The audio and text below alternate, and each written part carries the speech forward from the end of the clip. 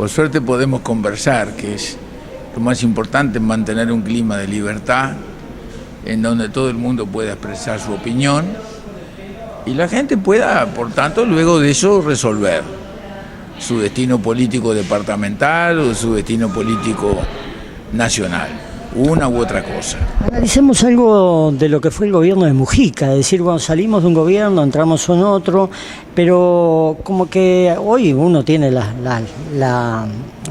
como la sintonía de que son gobiernos diferentes, es decir, lo que fue Mujica, ahora viene Tabaré Vázquez, parece que es otro gobierno, más allá de que es el mismo partido. Bueno, yo creo que todo lo que Mujica hizo, Tabaré Vázquez lo conocía, porque el vicepresidente de Mujica era el contador Danilo Astori, y además el ministro de Economía era Vergara. Por tanto, todo el gasto importante que Mujica hizo, el aumento de la deuda externa, la contratación de créditos para poder distribuir dinero a todos los sectores del país, para poder de esa manera alcanzar un éxito electoral que fue como consecuencia clara de esa circunstancia, el gobierno actual lo conocía enteramente. Pero además eso se lo dijo el propio Mujica, porque hace poco tiempo, a raíz de algunas declaraciones del señor Astori, del ministro de Economía, Mujica dijo, pero Astori no tiene que ser tan machete. Si él conocía todo lo que yo hacía, tenía a Vergara, él mismo, como vicepresidente de la República. Por tanto, cuando el doctor Vázquez dice que él encontró las cosas distintas a lo que él creía, bueno, seguramente Astori entonces no lo informó, porque todo lo que está ocurriendo, todas las cosas que Vázquez está diciendo de Aratirí, del puerto de aguas profundas, del Fondes, de una cantidad de cosas en donde hay un tono distinto en cuanto a las cuestiones que Mujica había impulsado. Bueno, el doctor Vázquez las conocía de antes y el señor ministro Astori también. Pero naturalmente le están diciendo al país que la situación no es la misma que ellos creían. Cuando el doctor Vázquez llegó por primera vez al gobierno, era realmente una viña el gobierno, ¿no? No había ningún problema, estaba la deuda arreglada, el país creciendo, los precios de exportación muy favorables, que ya los habíamos recibido nosotros el año anterior, el dólar cero de interés, quiere decir que estaba todo a favor del gobierno. En esta situación, estos años primeros van a ser duros, van a ser difíciles. Pero no solamente porque los precios han caído, porque así como cayó el precio de la soja, que es un punto en contra, cayó el precio del petróleo, que es un punto a favor. No, porque hay algo que si no se arregla le va a ser difícil al país salir adelante, que son costos internos muy altos, un déficit presupuestal muy elevado y la necesidad de hacer un ajuste de la inflación para poder bajar el aumento de los precios al consumo. Cualquiera que vaya al almacén a comprar las cosas para alimentarse sabe lo que han sido los aumentos de precio. Antes era como un insulto decir neoliberal, es una política neoliberal. ¿Cómo considera esta política? Mire, yo soy liberal de toda la vida. Neo quiere decir simplemente nuevo. Soy vallista. He sido liberal toda la vida. O sea, yo creo que a veces el Estado tiene que intervenir. Por ejemplo, vamos a un caso bien preciso. Julio María Sanguinetti, como gobernante, mandó un proyecto de ley de carácter forestal. Los senadores que acompañamos ese proyecto de ley, en el caso de Sumarán y en mi caso, como senadores, informamos el proyecto a favor. Pero al Estado no se le ocurrió hacer la planta de pulpa de papel. Al Estado no se le ocurrió salir a plantar árboles. El Estado intervino con un sistema que duró un tiempo para que la gente se animara a hacer bosques forestales y a plantar árboles. Y subsidió con créditos fiscales, subsidió con créditos fiscales de carácter hasta de departamental, porque los árboles forestales no pagan, durante tiempo no pagaron impuestos municipales, y subsidió inclusive para la implantación de los montes forestales.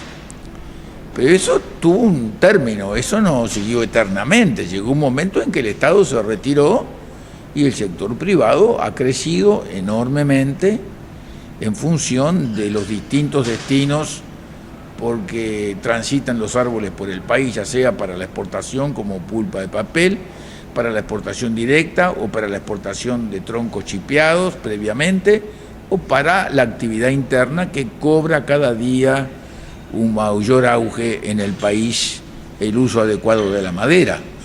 O sea, entonces, una cosa es una política en donde el Estado hace todo, que es la política marxista, la política que está en el origen del pensamiento ideológico del Frente, y otra cosa es una política en donde el Estado interviene, entra y sale en función de las necesidades, pero no reemplaza las actividades de los particulares.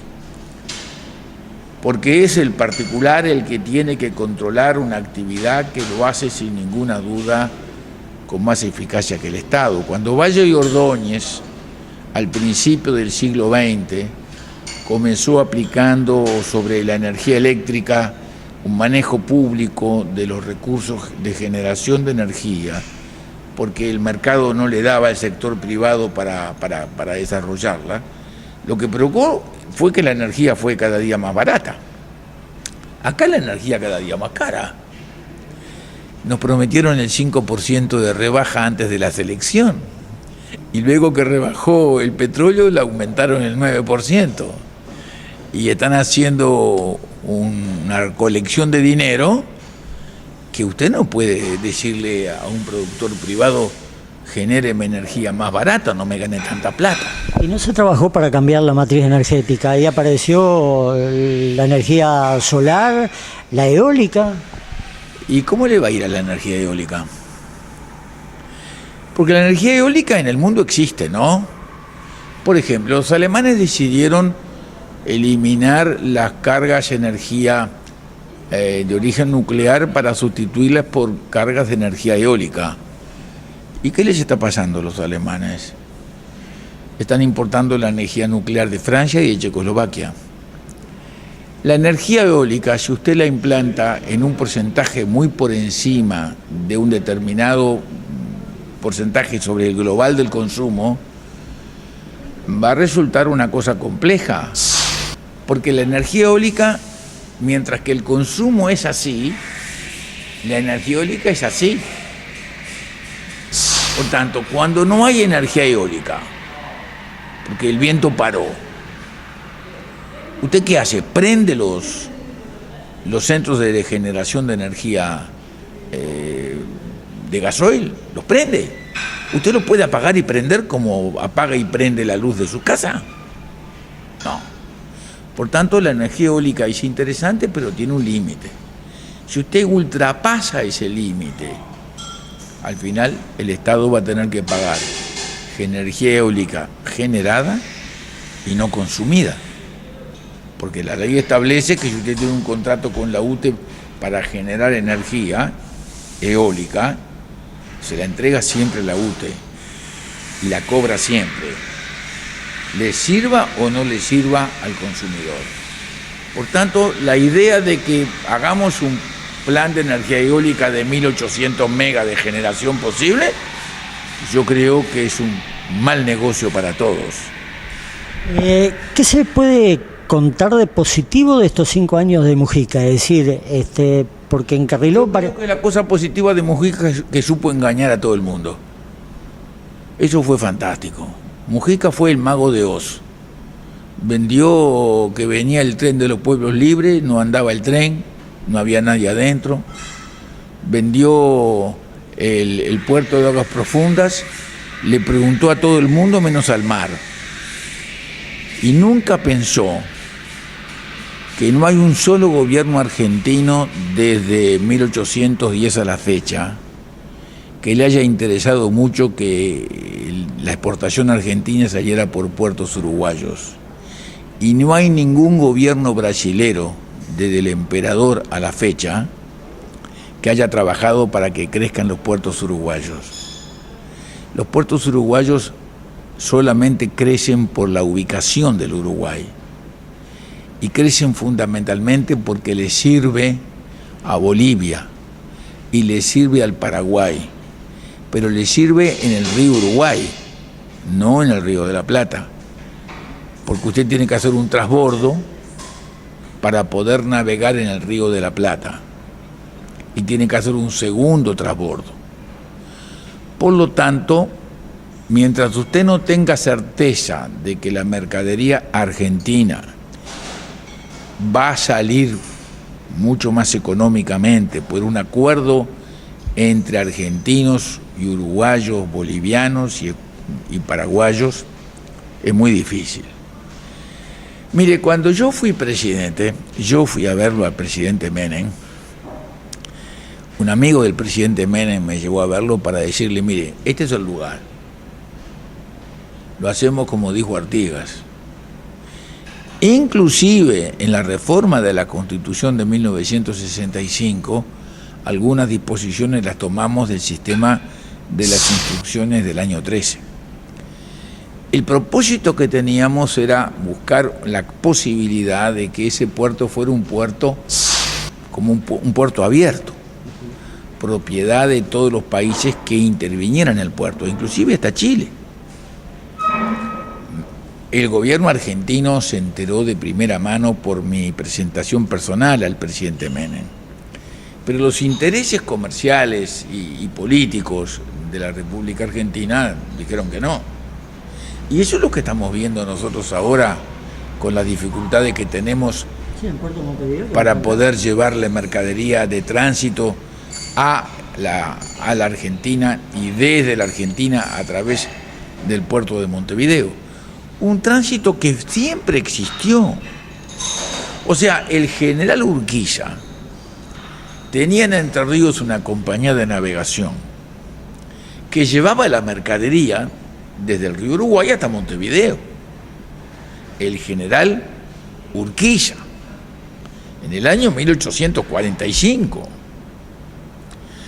El lío entre Urquiza y el dictador Rosas fue porque no le permitieran mandar la carne de Entre Ríos a la provincia de Buenos Aires. Que sí que el centralismo de la provincia de Buenos Aires ha sido tan grande siempre que ha conspirado no solamente contra la banda oriental, también contra las provincias que están a lo largo del río Uruguay, que tampoco tienen puertos.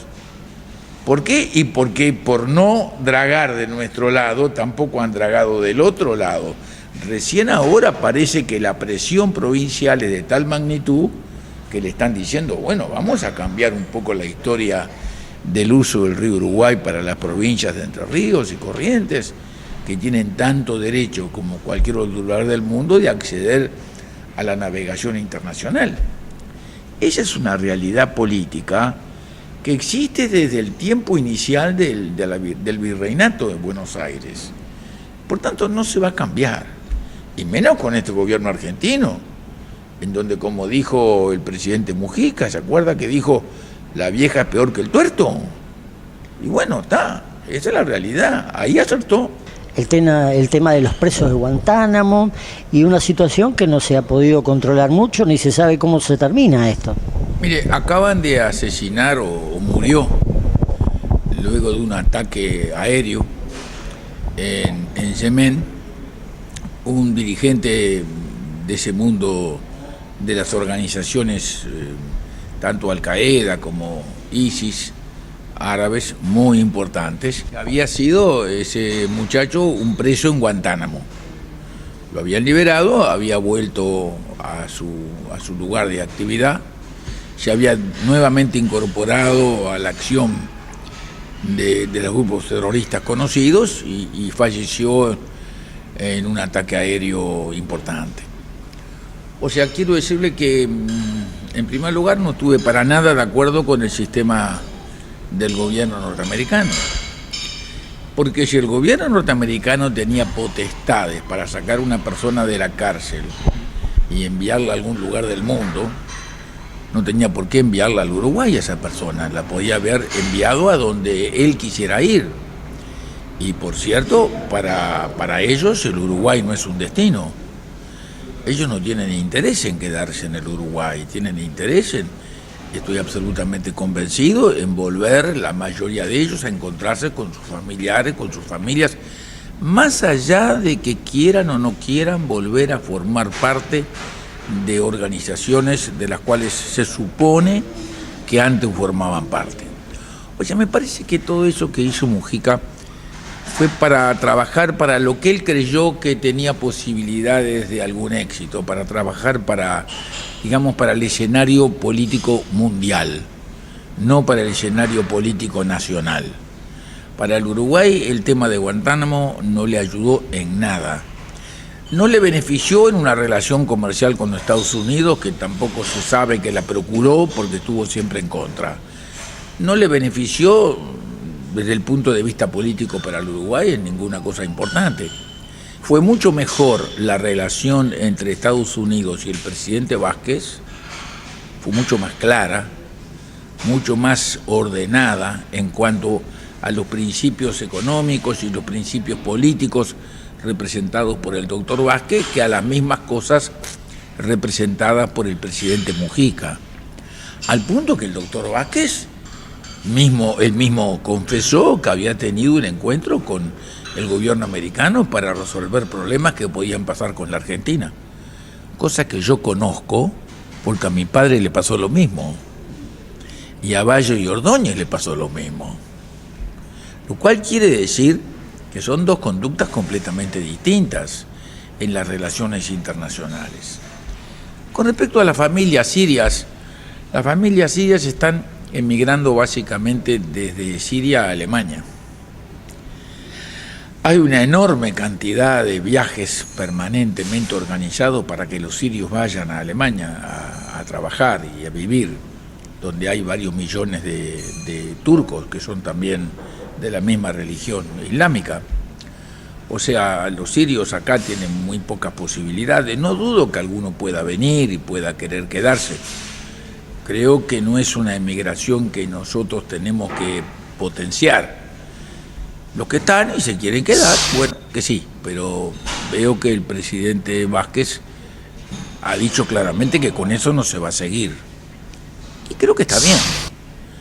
Nosotros tenemos otras posibilidades inmigratorias que son mucho más interesantes para el Uruguay, en la medida en que el país haga algunas cosas que le permitan a la gente pensar que con lo que gana de jubilado en los Estados Unidos puede vivir en el Uruguay, o lo que gana de jubilado en Europa puede vivir en el Uruguay. Pero si el Uruguay sigue siendo la comida más cara que comer en París, me parece que a la gente no le va a gustar venir. Este es un país absurdamente caro.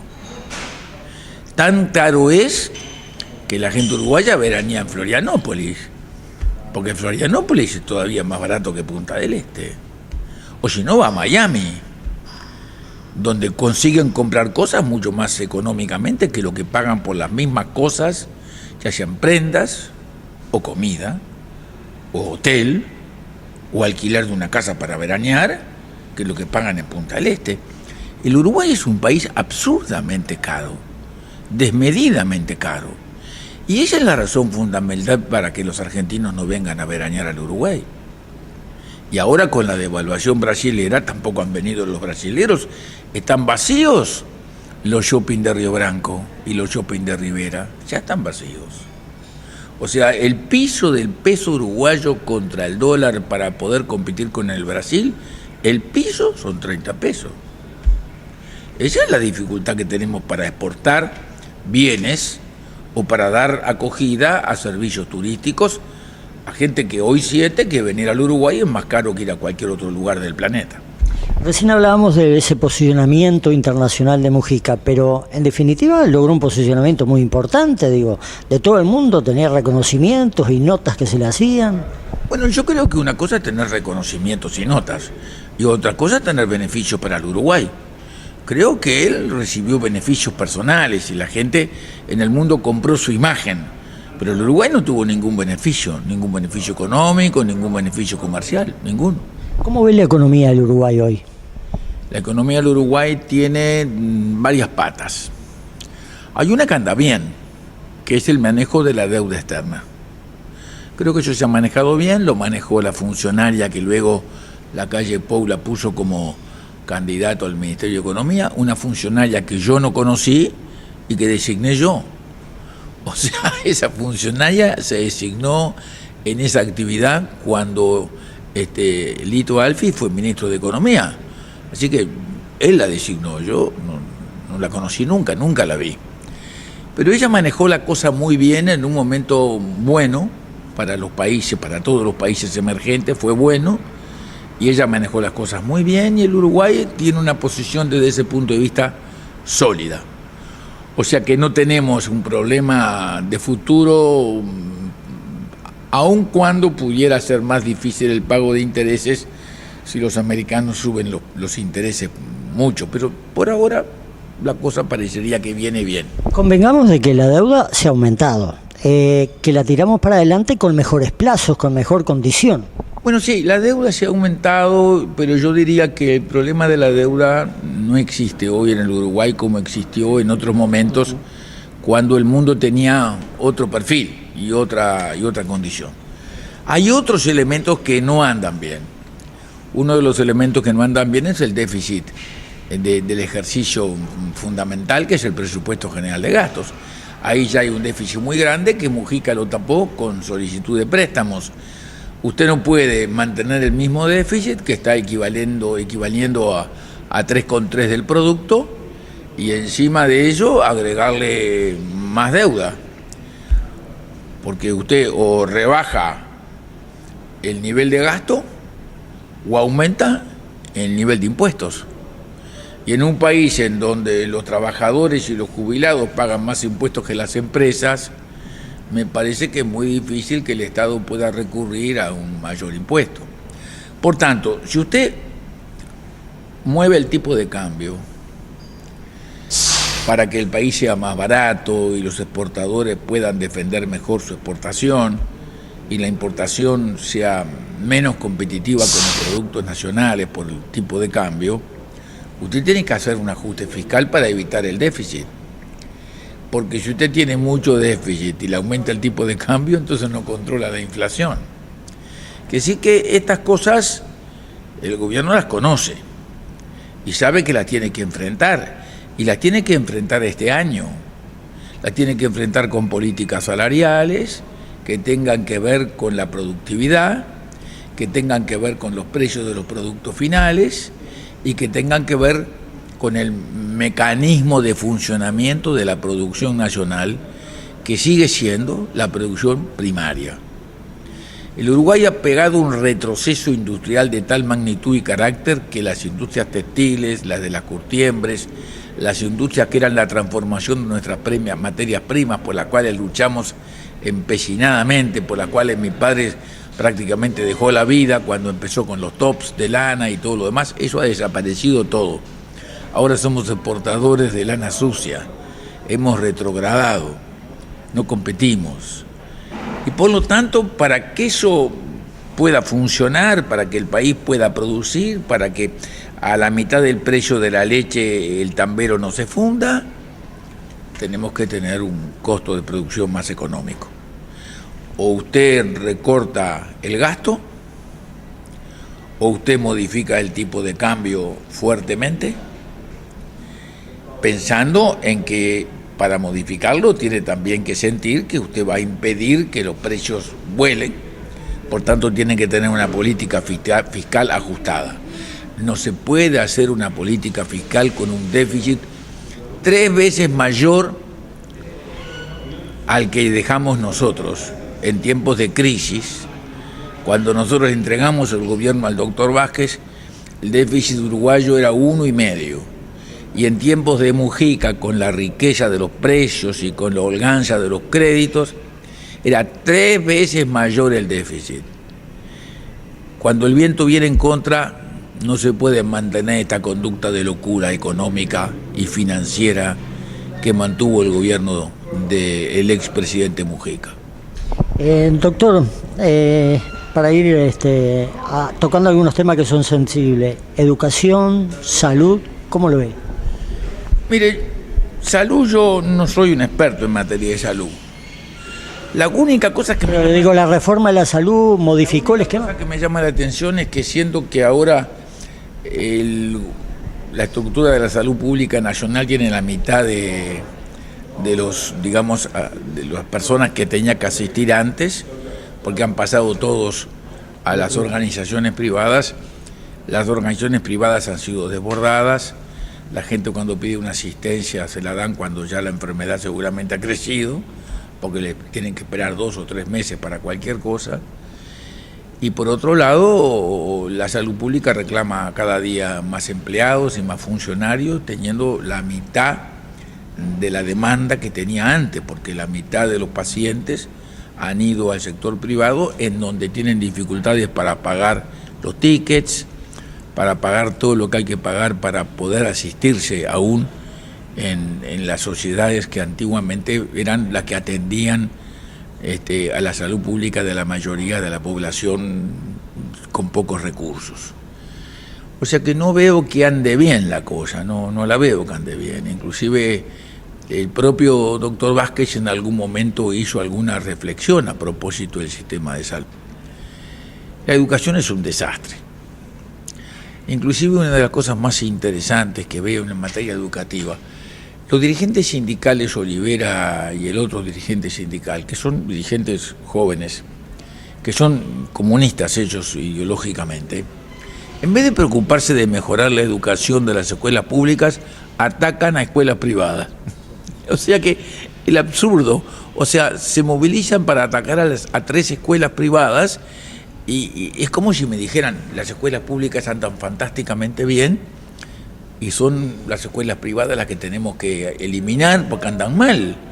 Cuando las pruebas PISA muestran que la tragedia del Uruguay educativo empieza en primaria, no es secundaria, es primaria.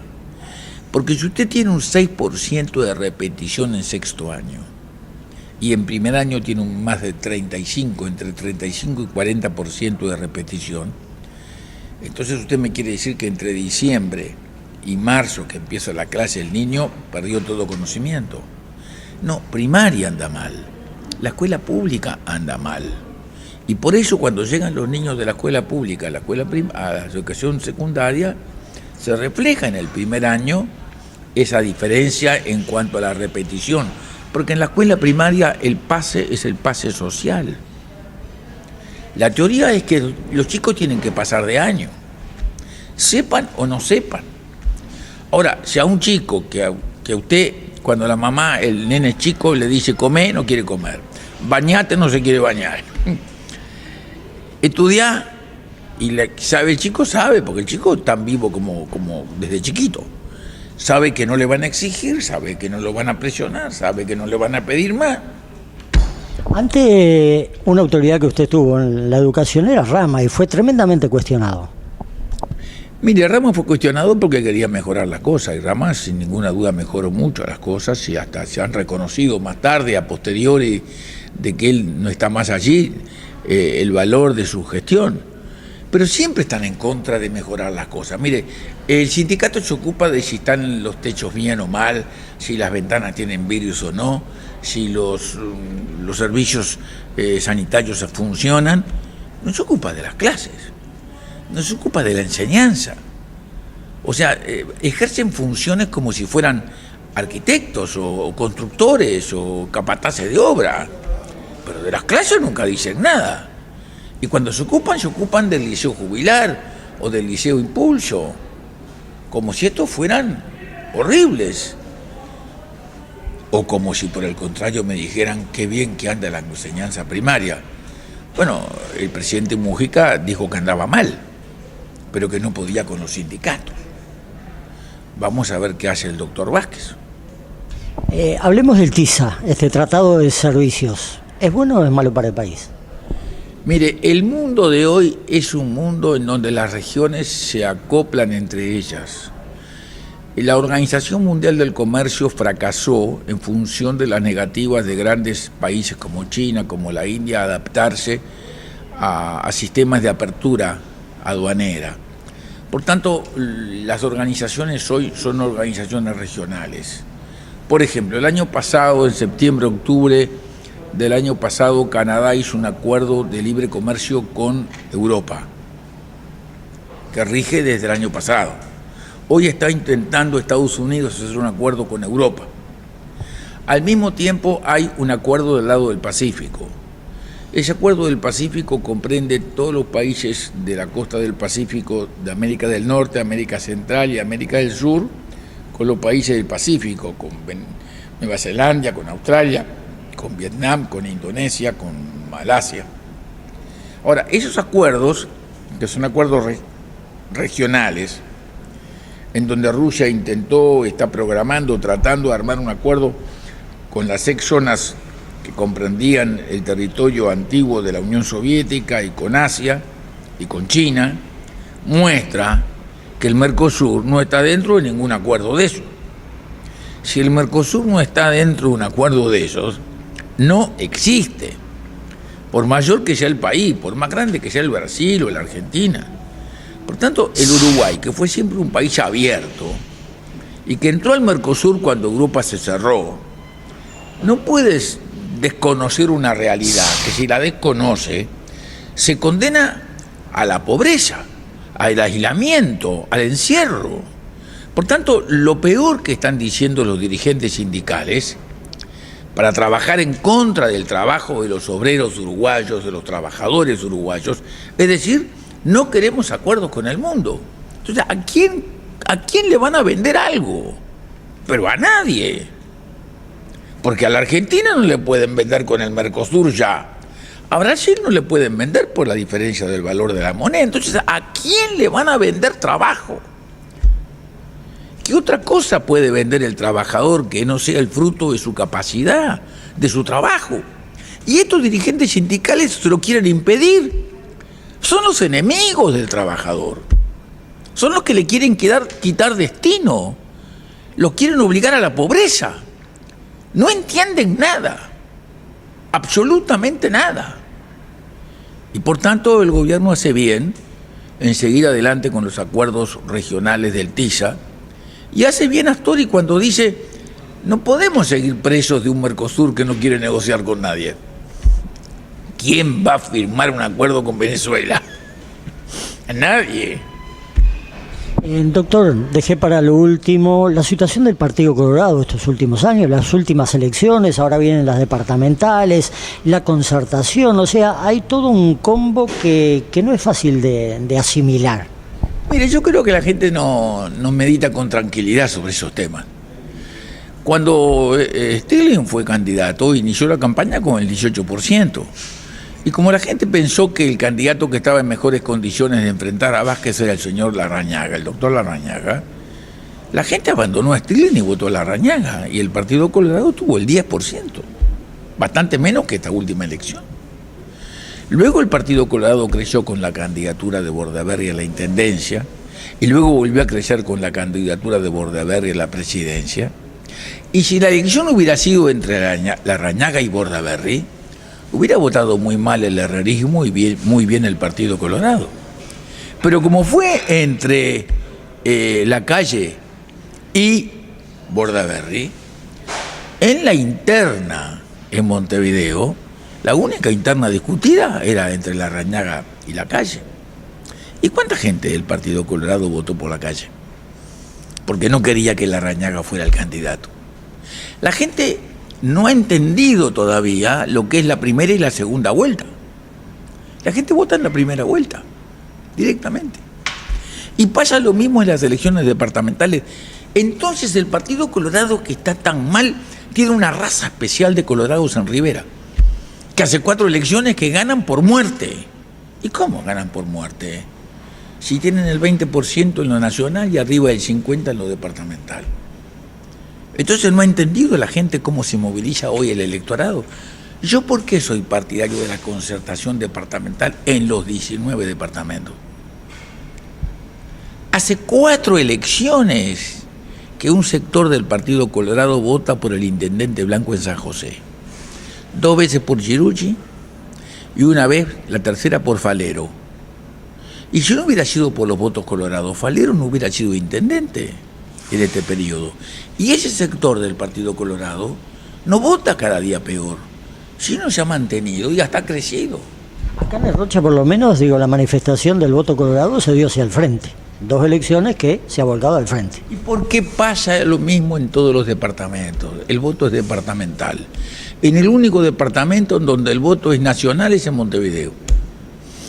O sea que va a ver usted cómo las cosas en los próximos 5 años van a cambiar para todos los partidos. Doctor, la última. Aquí en Rocha, usted conoce mucho el departamento, siempre estamos con eso de que se frustra. Es decir, teníamos una primera intención en su gobierno con el puerto. Posteriormente aparecieron aquellos negocios de Precapa, los vikingos, que usted dijo que no los conocía, los vikingos. Ahora lo de Aratirí, capitales indios, ahora lo del puerto de Aguas Profundas, y todo se frustra. Lo de Aratirí no era de Rocha, porque Aratirí es... Pero digo... Yo le voy a contar lo que me pasó a mí con Aratirí. Un día yo llegué al Banco Central a participar de una ceremonia para homenajear a Enrique Iglesias, que estaba cumpliendo 80 años. Y apareció un señor de pronto que viene y me saluda. Al principio no lo reconocí, después me di cuenta quién era. Era el negociador que había hecho la negociación entre México y los Estados Unidos para el acuerdo comercial, que nosotros habíamos contratado para hacer la negociación entre Uruguay y Estados Unidos para el acuerdo comercial, porque era el que tenía más experiencia. Entonces le pregunté, ¿qué está haciendo acá? Y me dice, no, lo que estoy haciendo acá es que estoy representando a esta gente de Aratirí, porque ellos no conocen en América, no conocen las personalidades, no conocen cómo funciona, no conocen el idioma, y bueno, yo les estoy ayudando. Le digo, pero eso no se puede hacer. Hace tiempo de esto, no este año, el año pasado. Pero eso no se puede hacer. Pero mire, acá está el señor de Aratirí, el señor indio, el hindú.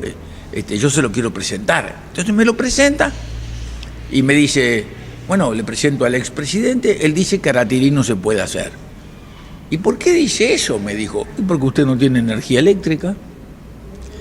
Si usted tiene que, digamos, el material que usted saca representa el 29% del total de la piedra. Sobre el 100 de piedra tiene el 29% de hierro. Tiene que enriquecer ese hierro con un tratamiento eléctrico para poder competir con un material similar que saca sin enriquecimiento en el Vale do Rio Doce en Brasil, con un precio adecuado del mercado exterior de $100 la tonelada.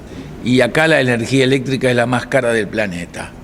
La energía eléctrica uruguaya es más cara que la brasilera es más cara que la peruana, y la peruana es más cara que la americana. Entonces, ¿usted cómo va a exportar? Me dijo, no, pero nosotros vamos a instalar 200 megas de energía eólica. Pero qué interesante, le digo yo. 200 megas de energía eólica quiere decir que son el 30% en firme, porque usted trabaja a las 24 horas. Así que sobre 200 megas usted tiene nada más que 60 en firme. ¿Quién le proporciona 240 restantes y a qué precio? Cuando la gente recibió desde el Diario del País un brochure editado por el Diario del País con todos los datos, cómo se hacía la explotación y demás, no hay una sola palabra con los 300 sobre la energía que esa estructura industrial requería para funcionar. Inclusive se habló hasta de poner una planta generada por carbón. De carbón. Por tanto, no tenía energía.